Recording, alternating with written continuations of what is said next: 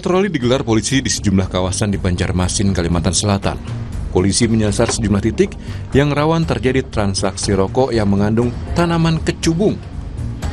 Bukan tanpa sebab, sudah ada 2 orang dilaporkan tewas pasca mabuk kecubung dan lebih dari 40 orang dirawat di rumah sakit. Jadi memang untuk tren buah kecubung itu baru ya, namun memang lokasi-lokasi atau spot-spot yang rawan terjadinya penyalahgunaan, baik itu penyalahgunaan narkotika ataupun obat-obat berbahaya lainnya, termasuk dalam hal ini buah kecubung, itu sudah kami data di wilayah Polres Banjarmasin Timur, dan tentunya ke depannya itu akan dijadikan prioritas untuk dilaksanakan patroli dan razia di sana. Pasien yang mabuk kecubung banyak dirawat di RSJ Sambanglihum, jumlahnya lebih dari 40 orang.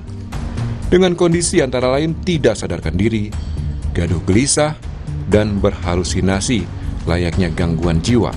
Dari kamar kami sudah menyiapkan beberapa ruangan yang kami alihkan sehingga dalam kapasitas 50 kami masih siap, dan kalau memang lebih dari 50 kami akan strukturisasi lagi pola perawatan kami. Rumah sakit Sambanglihum harus menambah ruangan untuk menampung pasien yang mabuk kecubung. Upaya yang dilakukan rumah sakit yakni menghilangkan racun yang ditimbulkan dari kecubung. Terapi selama 14 hari saat pasien dipastikan sadar. Tim Liputan, Kompas TV.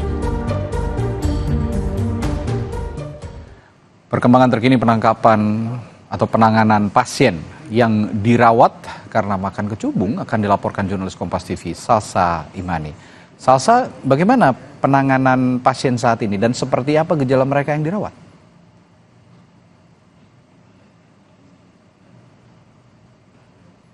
5 Juli 2024 lalu, Rumah Sakit Jiwa Sambanglihum ini sudah menerima sebanyak 44 pasien yang diduga mengonsumsi kecubung ini.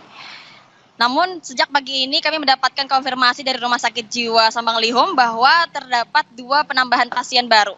Sehingga total seluruh pasien saat ini menjadi 46 pasien. Dari ke-46 pasien ini, sayangnya 2 diantaranya terpaksa meninggal dunia karena efek halusinasi dari kecubung tersebut.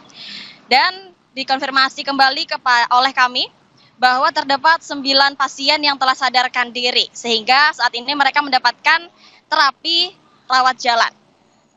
Kemudian dalam penanganan yang diterima oleh pasien sendiri, tindakan yang diterima yaitu berupa detoksifikasi selama 3 hari. Kemudian setelah 3 hari tersebut, ketika pasien dinyatakan sadar, pasien akan menerima terapi selama 7-14 hari untuk menghilangkan efek zat adiksi yang diperoleh dalam mengonsumsi kecubung ini. Begitu, Radi. Salsa, lalu polisi sudah melakukan patroli peredaran kecubung. Tapi di sana apakah fenomena makan kecubung ini hingga mabuk ini sudah lama terjadi? Baik, Radi, menurut data yang kami terima, fenomena kecubung ini baru saja viral kembali di tanggal 5 Juli kemarin. Dan dari kasus tersebut, para jajaran polisi ini menanggapi dengan gencar melakukan sosialisasi dan juga patroli untuk menyisiri di titik-titik tertentu yang diduga menjadi tempat pertukaran kecubung ini sendiri. Selain itu, pihak Badan Narkotika Nasional Kalimantan Selatan juga mengimbau ke masyarakat akan memberikan penanganan kepada pasien yang terbukti mengonsumsi kecubung yang dioplos dengan obat-obatan terlarang seperti Zenit yang sedang ramai dibicarakan. Begitu, Radi. Harus juga ditelusuri dari mana para pelaku ini mendapatkan atau mengonsumsi kecubung. Sudahkah diketahui dari mana asal muasalnya? Baik, Radi, kecubung sendiri ini merupakan tanaman liar. Tanaman liar yang didapatkan dengan mudah di petak-petak tanah yang kosong, karena tanaman ini sangat mudah sekali tumbuh dan didapatkan.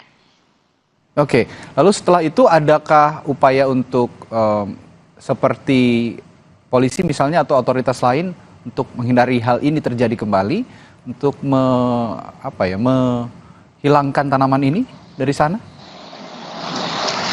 Baik, terkait hal ini, pihak berwajib belum menindaklanjuti secara serius karena tanaman kecubung atau buah kecubung ini bukan merupakan tanaman-tanaman yang berbahaya. Bahkan dari kesaksian dokter di Rumah Sakit Jiwa Samanglihum sendiri bahwa buah kecubung ini sebenarnya memiliki manfaat bagi kesehatan dan sangat berbahaya jika dikonsumsi secara sembarangan. Oke.